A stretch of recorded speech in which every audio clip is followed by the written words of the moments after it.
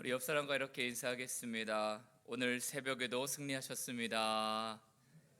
오늘 새벽에도 여러분 믿음으로 승리하셨습니다. 감사합니다. 2023년의 12월 1일 이제 마지막 달이 시작되었습니다. 우리가 올 한 해를 돌아보면 참으로 어려웠던 일들도 있고 또 견디기 힘들었던 시간들도 있는 분들 계실지 모르겠습니다. 아니면 또 반대로 주님 앞에 참으로 많은 것들을 감사할 거리들이 많았던 분들도 계시겠죠. 우리의 모습은 다 다를 수 있지만 이번 한 달을 통해서 우리 영성교회 모든 성도님들은 믿음으로 주님 앞에 더 한 걸음 발전하고 또 주님 앞에 더 귀한 우리의 삶을 드릴 수 있는 믿음의 진보가 나타날 수 있는 그런 한 달을 잘 마무리할 수 있도록 여러분들 최선을 다해 주시면 감사하겠습니다. 어느 추운 날 고슴도치 두 마리가 추위에 벌벌 떨고 있다가 서로의 온기가 필요해서 가까이 가서 끌어안았습니다. 그런데 자연스럽게 가까이 할수록 서로의 날카로운 가시에 찔려서 그 고통을 참지 못하고 다시 거리가 멀어지게 되었죠.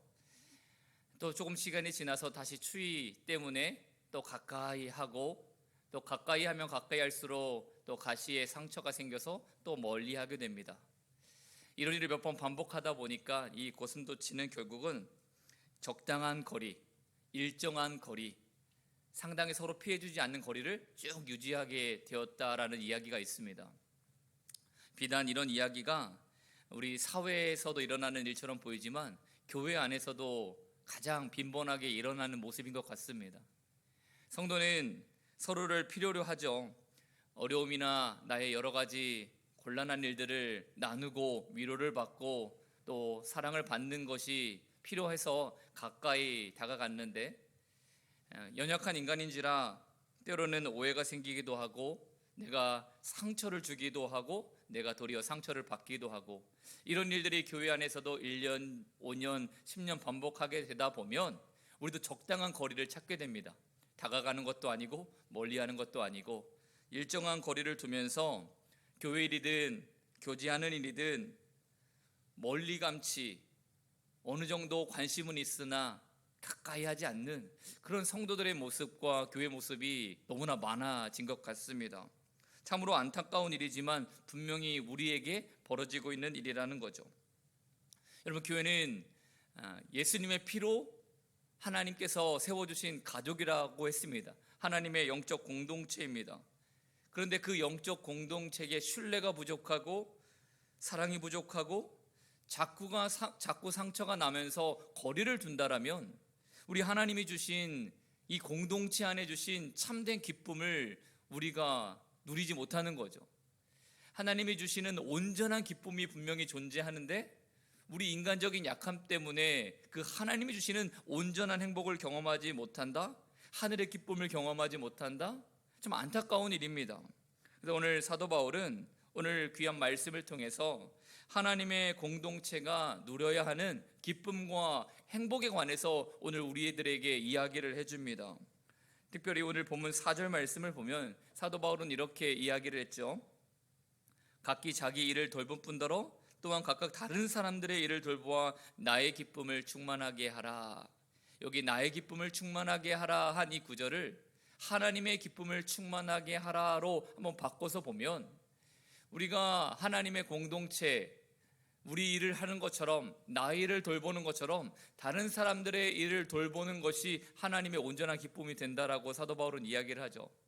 또 이것은 사도 바울의 개인적인 고백이기도 했는데 빌립보 교회 성도들을 바라보면서 이 사도 바울의 마음에 그들이 열심히 봉사할 때, 아니 그들이 열심히 전도할 때, 그들이 열심히 기도하고 찬양할 때 내가 기쁘겠다라고 말한 것이 아니라 너희가 교회 공동체 모든 성도들이 자기 일을 돌보는 것처럼 다른 사람들을 돌보고 사랑하는 그 소식과 소문을 들었을 때에 내가 가장 기쁘겠다, 그렇게 이야기를 합니다. 저는 우리 영성교회 가운데 이와 같은 또 오늘 양장로님 기도했던 것처럼 그렇게 소문나는 교회가 되기 위해서 서로 한마음이 되고 사랑하고 서로의 일들을 돌보는 귀한 믿음의 공동체가 다 되기를 예수님의 이름으로 축원합니다. 그러면 오늘 우리는 어떻게 해야 하나님이 주시는 진짜 기쁨의 충만함을 경험하는 교회 공동체가 될 수 있을까? 두 가지 말씀을 교훈으로 삼고 은혜를 나눠보고자 합니다. 첫 번째는요, 마음을 여러분 같이 해야 됩니다. 다른 사람들을 돌본다라는 것은요, 가장 먼저 우리가 마음을 함께 할 때, 같이 할 때 형성이 되는 거죠. 여러분, 빌립보 교회는 참으로 열심을 가졌던 교회입니다. 게으른 교회가 아니었어요. 열심에 또 복음 전하는 일에 최선을 다했던 교회입니다. 그래서 빌립보서 1장 5절에는 이렇게 분명히 이야기를 했습니다. 너희가 첫날부터 이제까지 복음을 위한 일에 참여하고 있기 때문이다. 이 빌립보 교회 성도들이 얼마나 열심히 복음을 위한 믿음 생활을 했는지 사도 바울은 알고 있었다라고 이야기를 해요. 그리고 빌립보 교회는 착한 일도 많이 했던 교회입니다. 6절 말씀에 너희 안에서 착한 일을 시작하시니가 그리스도 예수의 날까지 이루실 줄을 우리가 확신한다. 그러니까 교회가 시작될 때부터 현재에 이르고 예수님이 다시 오실 날까지도 이 빌립보 교회는 선한 일, 착한 일, 이웃을 돌보고 섬기는 일들을 참으로 많이 했던 교회가 될 것이다라는 확신이 있었죠. 더군다나 빌립보 교회가 이 사도 바울이 감옥에 갇혔을 때에 에바브로디도를 가장 먼저 보내서 사도 바울을 위로하고 격려하고 돌보고 힘을 주었던 교회입니다. 이렇게까지 보면 빌립보 교회는 참 칭찬만 받아도 될 것 같은 교회잖아요. 근데 사도 바울이 감옥에 갇혀 있으면서 빌립보 교회 성도들을 향해서 권면을 합니다. 너희는 이렇게 살았으면 좋겠다 권면을 하는데 그 가장 당부하고 강조하는 말씀이 무엇이었냐면 같은 마음을 품어라, 하나가 되어라, 이렇게 당부를 합니다. 오늘 2절 말씀입니다. 함께 읽습니다. 시작. 마음을 같이하여 같은 사랑을 가지고 뜻을 합하며 한 마음을 품어라. 여기 같은 사랑이라고 되어 있어요. 같은 사랑. 우리가 사랑을 할 때에 나의 사랑으로 해서는 안 된다라는 거죠. 받는 사람이 그것을 사랑으로 느껴야 됩니다. 이것을 같은 사랑이라고 할 수 있어요. 내가 누군가를 섬긴다라는 말은 나의 기준으로 섬기는 것이 아니라 상대방의 마음과 기준으로 섬길 때에 참 섬김이 됩니다. 내 기준에는 이게 사랑이고 내 생각에는 이것이 섬김이고 헌신인데 받는 사람의 입장에서 그것이 아니면, 같은 사랑 같은 마음이 아니면 우리의 섬김과 사랑이 모든 공동체원들에게 증거가 되지 않는다라고 이야기를 하죠. 오늘 빌립보 교회가 복음을 위해 최선을 다해 열심을 가지고 헌신했고 이웃과 사회를 돌보는 참 착한 일을 많이 했던 교회고, 또 어려움을 겪은 사람들을 가장 먼저 위로하고 사랑하는 교회 공동체였음에도 불구하고 혹 같은 마음이 아니면 안 된다라고 사도 바울은 이야기를 합니다. 오늘 말씀에 따라 교회는 참으로 참 다양한 사람들이 모인 곳입니다. 자라온 배경도 다르죠. 현재 살아가는 삶의 방식도 다릅니다. 그러다 보니 문제는 없을 수가 없어요. 분명히 문제는 발생합니다. 갈등이 생깁니다. 만약 우리가 사회, 단체라면 그런 갈등이 생길 때마다 아주 단순하게 문제를 해결할 수 있습니다. 다수의 행복을 추구하면 되는 거예요. 소수의 의견은 조금 묵살하더라도 다수가 행복할 수 있다라면 어떤 사람들의 이익을 증가하게 하고 어떤 사람의 손해는 좀 감수하면서 생활하면 됩니다. 그런데 교회는 그런 공동체가 아니죠. 하나님의 교회는 어떤 기구나 제도나 법적 조직이 아닌 유기체, 그러니까 살아있는 조직입니다. 성경의 비유의 말씀에 나오는 것처럼 교회는 그리스도의 몸입니다. 몸에는 여러 지체가 있지만 머리 되는 그리스도로 하나 되는 존재가 될 때에 교회가 완성이 되는데, 각자의 기능과 모습과 역할이 다를지라도 우리는 사회적 조직의 공동의 이익이 아니라 예수님의 이익, 예수님의 자랑, 예수님의 마음으로 하나가 될 때에 그 공동체는 건강한 줄을 믿습니다. 그래서 우리는 같은 마음을 품는다라고 했을 때에 우리 서로의 같은 마음이 아니라 예수님의 마음으로 함께하는 것을 이야기를 하는 거죠. 같은 사랑, 무슨 사랑입니까? 예수님의 사랑. 같은 마음, 예수님의 마음. 같은 헌신, 예수님의 헌신과 돌봄. 우리는 같은 마음으로 한다고 했을 때에 우리 인간적인 같은 마음이 아니라 예수님의 같은 마음으로 서로 마음을 같이 해야 되는 줄을 믿습니다. 여러분, 초대교회가 소문나는 교회였습니다. 칭찬받는 교회였습니다. 성장하고 부흥하는 교회였습니다. 기도할 때 그렇게 되었습니까? 어느 정도 맞죠? 전도를 많이 했기 때문에 그렇습니까? 예, 맞죠. 그런데 성경은 분명히 이렇게 말합니다. 사도행전 22장 46절과 47절 말씀에 저희들이 날마다 마음을 같이하여, 이게 가장 중요했죠. 성전에 모이기를 힘쓰고 집에서 떡을 떼며 기쁨과 순전한 마음으로 음식을 먹고 하나님을 찬미하며 또 온 백성에게 칭송을 받으니 주께서 구원받는 자들을 날마다 더하게 하셨다라고 말합니다. 가장 중요했던 것이 같은 마음으로 같이하여 온 백성으로부터 칭송을 받았던 교회가 이 초대교회의 모습이다라고 이야기를 합니다.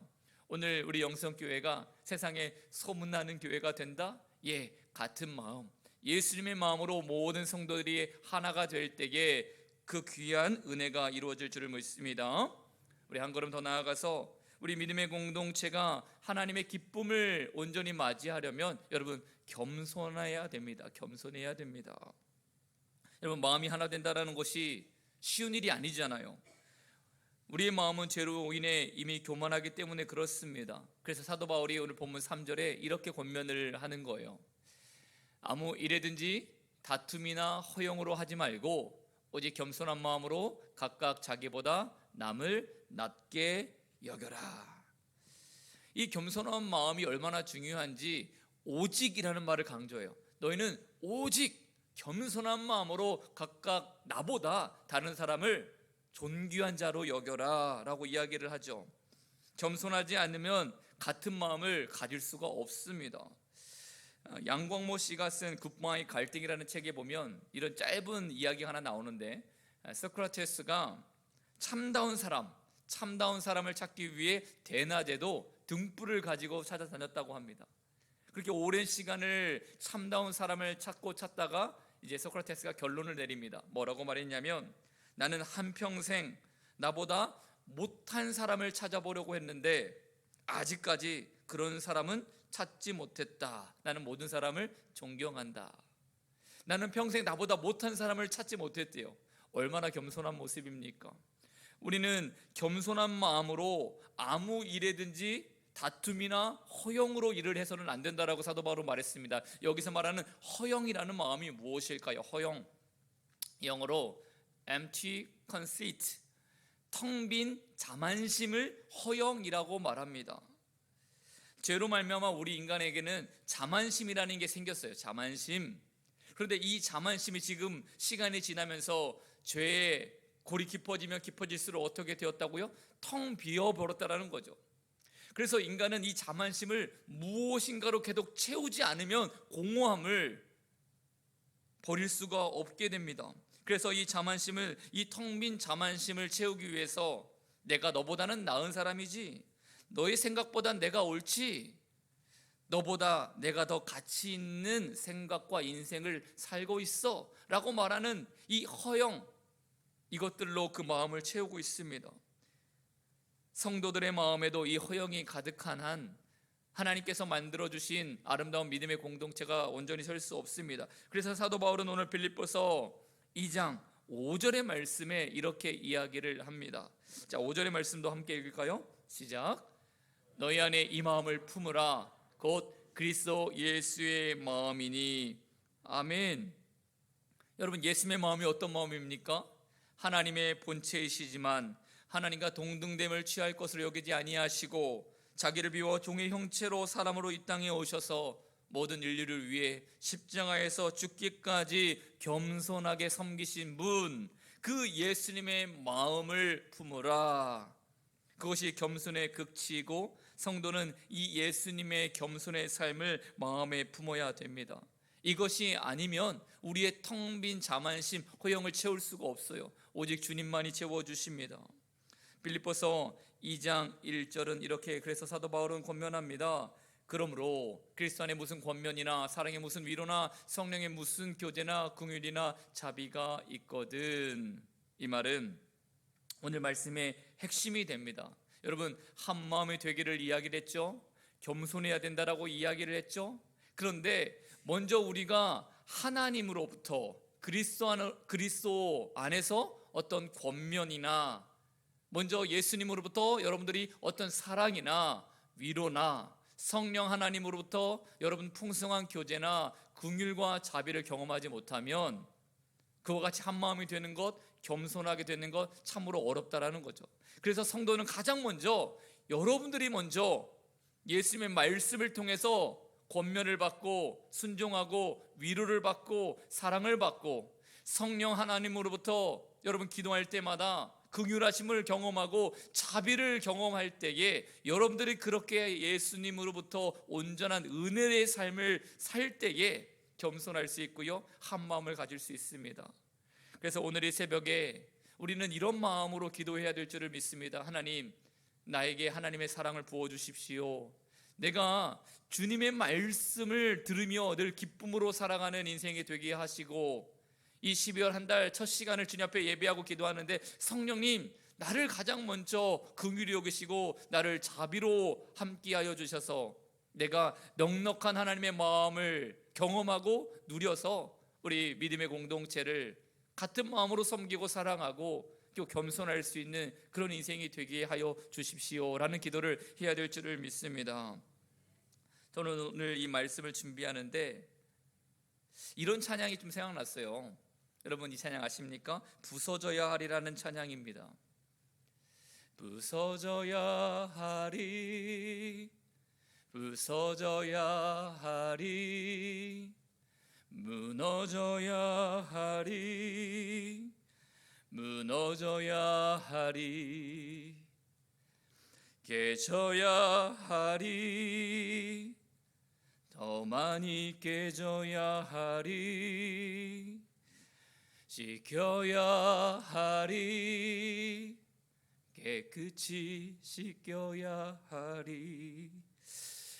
우리가 먼저 부서지고 우리 마음이 무너지고 우리 교만함이 깨지고 나의 자랑이 더 많이 깨지고 나의 죄악의 마음이 씻기고 내가 성령으로 인하여 내 마음이 더 깨끗이 씻겨질 때에 우리가 오늘 사도 바울이 말했던 것처럼 한 마음으로 교회를 섬겨가고 우리 성도들을 사랑하고 내가 겸손하여 나보다 누군가를 더 낮게 여기며 살아가는 인생, 그래서 하나님의 교회가 하나님의 공동체가 아름다워지는 놀라운 축복을 경험하게 될 줄을 믿습니다.